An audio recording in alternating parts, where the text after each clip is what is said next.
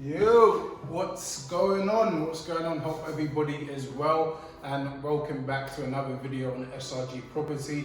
So for today's video, we are going to be talking about, should you buy and hold, i.e. buy and rent, or should you buy and sell? So should you rent or should you sell? Flip, hold, flip, hold, flip, hold. Let's get into it. Alright, so this is a really good question, and a good question for you to ask yourself very early on in your property investing journey.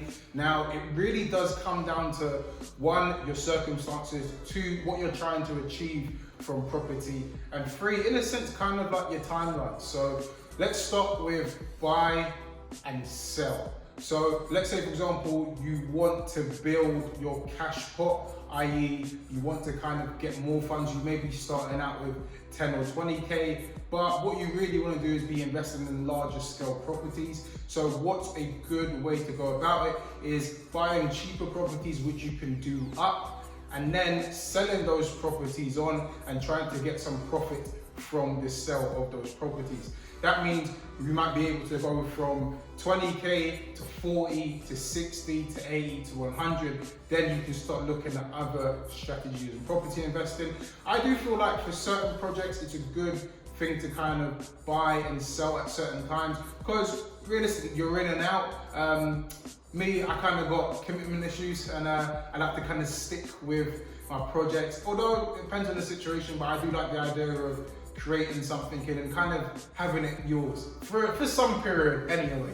Other people, the buy and sell strategy, the buy and or flip as they call it, might be right for you, and there are projects where flipping works better than holding. So it really comes down to your certain situations, but if your objective, I would say, is to kind of build your cash pot, you want to build the money that's in your bank, then I feel like flips, buying and selling is the perfect strategy for you. On the other hand, you have buying and holding, i.e. just a buy to let or HMO or any type of property where you buy it and you hold to rent it out. Now, this is a strategy that I do, this is a strategy that I know that a lot of people do, purely because depending on how serious you are about it, there are levels, different levels you can get into it. So if you just want a standard buy to let, so you buy a house and then you just rent it out, there you go, you bought something and you rented it out. If you want a HMO where you're buying it, you might have to refurb it and then you're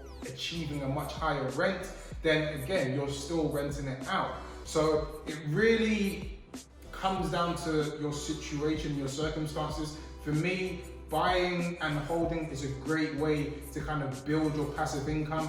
And let's say, for example, you want to quit your job, or you just want an extra source of income to supplement other areas of your life, then buying and holding is a great way to do that, because again, it gives you that passive income to be able to say, well, I'm not going to use my, let's say, for example, your salary for my car. I'm going to in fact use the rental income that I get from my property to actually fund the purchase of my car. So that way you kind of can manipulate certain things, and it gives you more fluctuation, or fluctuation is probably not the best word. It kind of gives you more flexibility. That's the word I was looking for, flexibility.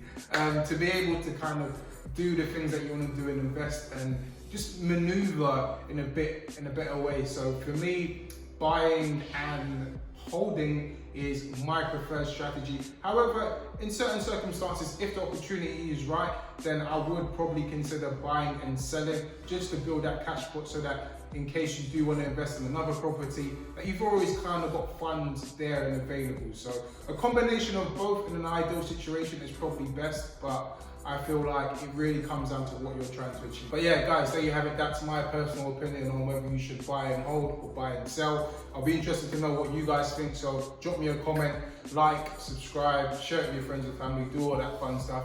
And as I say at the end of every video, I am looking for investors to partner with to help fund opportunities that I'm working with at the moment. So if you do have funds available in your account and you would be interested to find out more, drop me a message and we can have a conversation and see how we can work together from there. But yeah, guys, hope you enjoyed this video. If you did, catch up with me next week. Peace.